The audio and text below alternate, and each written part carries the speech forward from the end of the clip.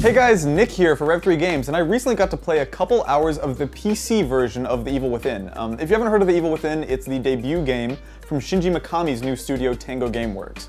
If you're not familiar with Mikami, he's the guy who's best known as the creator of the Resident Evil series and kind of survival horror in general. And this game is kind of being heralded as maybe his return to his survival horror roots. Shockingly, I think it actually might make good on that promise based on my limited time with it. So right off the bat, there's one thing I definitely need to mention, which is that The Evil Within is really, really pretty. I mean, it's disgusting and gross, obviously. Like, there's a part where I saw a man rip his own scalp off, I had to cut open a guy's chest, I stabbed some needles into some brains, but it's also gross in the right ways. One cool detail that I picked up on was if you shoot an enemy and they're standing next to each other, the blood will splatter off one onto the other, which is a kind of crazy thing to fixate on, but kind of helped make them not just feel like character models coming at you, if that makes sense. Overall, the PC build I played was legitimately just kind of gorgeous, even if the frame rate was a little unstable in spots, but yeah, whatever, it's not done yet. Damn it.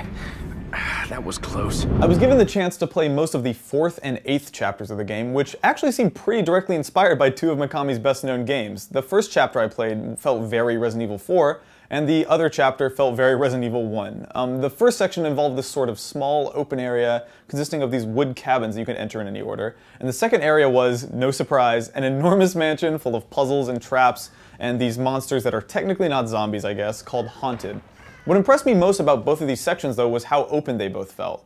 I actually replayed the chapter with all the houses a couple times, and you're 100% free to just explore the area in whatever order you want. Same with the mansion too, actually. From the moment you walk in the door of the mansion, you're free to pretty much go anywhere and clear out the rooms and the puzzles in those rooms in whatever order you want. Don't get me wrong, it's still very much like the rest of these games in that it's locked into a rigid chapter-based structure, but it's nice to see exploration encouraged and rewarded within these chapters, especially in a game where your supplies are as limited as they are in this one. Somewhat unsurprisingly, the game controls a lot like Resident Evil 4, but with a few new combat mechanics thrown in. You've got your standard range of video game guns like pistols, shotguns, etc., but you've also got a special crossbow that the developers kept referring to as a trap gun. Essentially how it works is you can craft these unique bolts for it or find them in the environment. There's explosive bolts, freeze bolts, electric ones, whatever. That mechanic is pretty interesting by itself, but really it's not the moment-to-moment combat of The Evil Within that's what's interesting about it. One important way that Evil Within differentiates itself from recent Resident Evil games is that there is a lot more traditional survival horror stuff in there.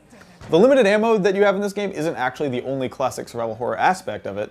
You'll also frequently find yourself hiding from enemies under tables and in closets, solving these very Resident Evil feeling puzzles, and playing through entire sequences where running from the enemies is your only option. There are even save rooms, which the developers wouldn't actually talk to me about quite yet, other than to acknowledge their existence. But basically, yeah, this is not just a third-person shooter that's dressed up as a survival horror game. This feels, to me at least, like the real deal, for better or for worse. So one of my favorite components of The Evil Within, from what I saw, is Ruvik, who I think is the main antagonist. He's this character who looks sort of like a mix of the Raincoat Killer from Deadly Premonition and Jamie Foxx's Electro in that new Spider-Man movie. But basically, he's an enemy who is completely invincible and also shows up at completely random times, leaving you with no choice but to run and hide. If he ever touches you, you lose a preposterous amount of health, and frequently it's actually enough to kill you. This mechanic actually results in some really cool moments. At one point while I was playing, I walked into this room with two enemies that I kind of wanted to sneak up on and stealth kill, only to have Ruvik appear at the absolute worst time and force me to confront these enemies way before I was ready. It was a neat, emergent gameplay moment that actually made me realize how great an idea it is to have randomized foes in a survival horror game. Based on my couple of hours with The Evil Within, it really does feel like Tango Gameworks made a concentrated effort to create a game that caters directly to fans of true survival horror, and that's pretty neat to see in 2014. The Evil Within is coming to PS3, PS4, Xbox 360, Xbox One, and the PC this October, and if you're a fan of classic Resident Evil or survival horror in general, it's definitely worth keeping your eyes on.